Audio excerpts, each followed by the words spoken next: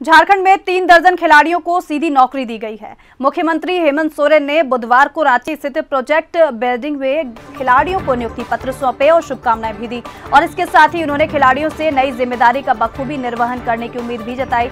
जिन्हें नियुक्ति पत्र सौंपे गए हैं उनमें अधिकतर खिलाड़ियों को राज्य सरकार के स्तर से गृह विभाग में नौकरी दी जा रही है। इन सभी खिलाड़ियों को गृह विभाग में कांस्टेबल के पद पर नियुक्ति पत्र सौंपा गया है।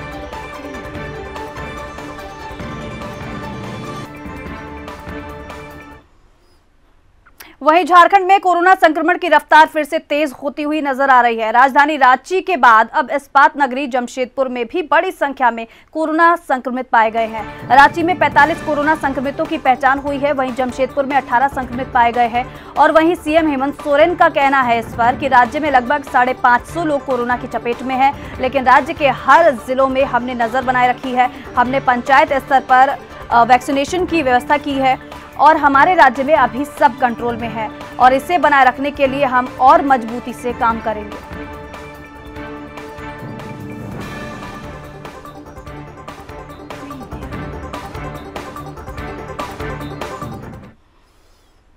खबर झारखंड के धनबाद से है, जहां all India diploma engineer and official association के बैनर तले जिला परिषद से रैली निकाली गई, जो director general of mines safety यानी कि डीजीएमएस कार्यालय के मुख्य द्वार पर पहुंचकर सभा में तब्दील हो गई। मौके पर एसोसिएशन के नेताओं ने बताया कि देश में ज्यादातर खदान बगैर माइनिंग सरदार और ओवरमैन सर्वेयर के चलाया जा रहा है और जिससे काफी संख्या में युवक बेरोजगार होते जा रहे हैं। ऐसे में वो लोग उग्र आंदोलन करने को मजबूर हैं, जिसके लिए रैली के माध्यम से डीजीएमएस को चेतावनी दी गई कि आने वाले 30 दिनों में माइनिंग सरदार, ओवरमैन, सर्वेयर जैसे रिक्त पदों के लिए भर्ती प्रक्रिया शुरू की जाए, वरना 30 दिनों के बाद all India diploma engineer and official association के बैनर तले उग्र आंदोलन किया जाएगा, जिसकी पूरी जवाबदेही डीजीएमएस प्रबंधन की होगी।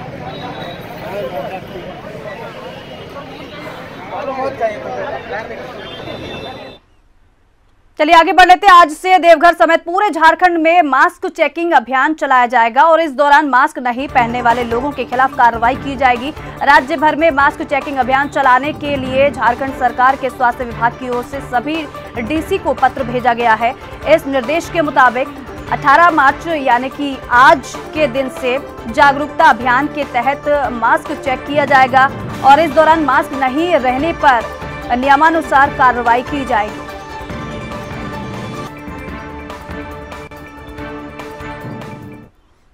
खबर धनबाद से है, जहां झरिया समेत कई इलाकों में रांची आयकर विभाग की टीम कोयला कारोबारियों से पूछताछ कर रही है। टेलीफोन एक्सचेंज में संजय केजरीवाल कोयला कारोबारी के यहां भी पहुंची आयकर विभाग की टीम और छापा मारा वहां पर और पूछताछ भी टीम की तरफ से की गई।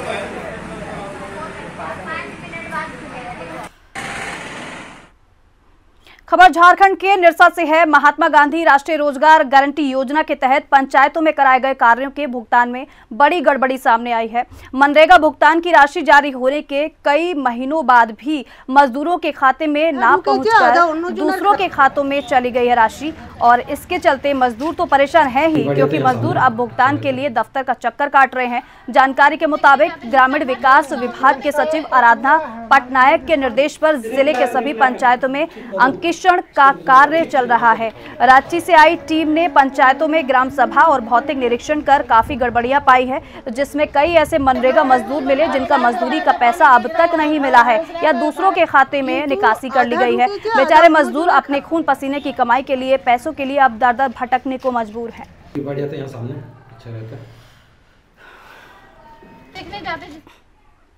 कोडरमा जिले में खतरनाक हो चुके पत्थर खदानों में दुर्घटनाएं रुकने का नाम नहीं ले रही है। नवलशाही थाना क्षेत्र के चमारो स्थित जमडीहा स्टोन माइंस में बुधवार को हुई दुर्घटना में एक मजदूर की मौके पर मौत हो गई, जबकि दूसरा मजदूर घायल हो गया। जानकारी के मुताबिक ट्रैक्टर से ड्रिल करने के दौरान करीब 250 फीट ऊपर से चट्टानें खिसक गईं, जिसकी वजह से हादसा हो गया।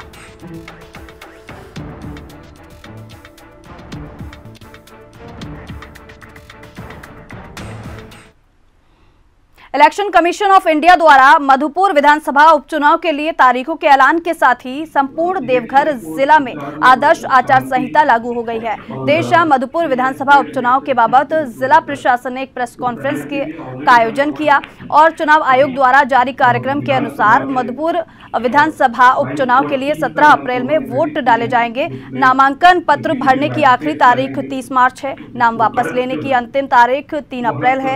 वहीं 2 मई को चुनाव परिणाम की घोषणा की जाएगी। जिला प्रशासन के अधिकारियों ने बताया कि मधुपुर विधानसभा उपचुनाव के लिए कुल 487 बूथ बनाए गए हैं, जिसमें 164 अति संवेदनशील, 226 संवेदनशील और 97 सामान्य श्रेणी के बूथ हैं। जो दिव्यांग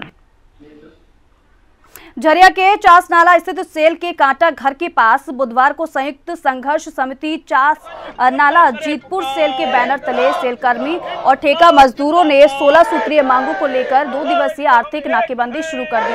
बुधवार को समिति के बैनर तले मोर्चा के नेताओं ने चास नाला सेल के कांटा घर के पास प्रदर्शन और नारेबाजी करते हुए आर्थिक नाकेबंदी की। मौके पर मौजूद लोगों ने कहा कि सेल प्रबंधन द्वारा वादा खिलाफी की जा रही है।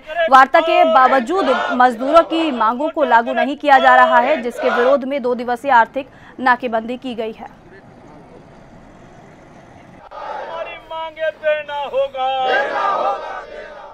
वहीं झारखंड के रामगढ़ जिले के कुजू क्षेत्र में लाखों लोगों की प्यास बुझाने वाला जमीन मीनार पर ग्रहण लग सकता है। और बता दें कि जल मीनार में सीपेज और पानी टपकने को लेकर यहां के ग्रामीणों में काफी गुस्सा देखा जा रहा है।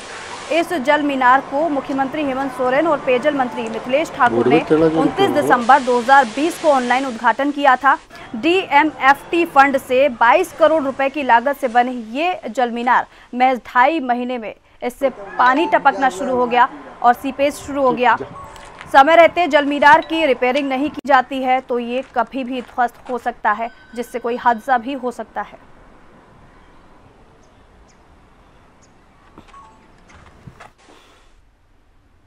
झारखंड के बोकारो में ट्यूशन फी के बढ़ोतरी के साथ बाकी चार्ज लगाए जाने के विरोध में अभिभावकों ने सेंट जेवियर्स स्कूल में जमकर हंगामा किया, जिसके बाद सिटी थाना पुलिस मौके पर पहुंची।